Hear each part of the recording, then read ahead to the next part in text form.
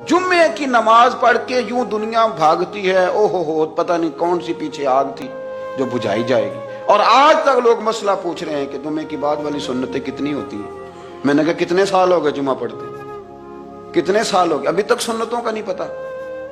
अभी तक ने इल्म के पहले कितनी रखते हैं और बाद में कितनी रखते हैं। फजर की सुन्नतें कब पढ़नी चाहिए, सुनो फजर की सुन्नतों के बारे में।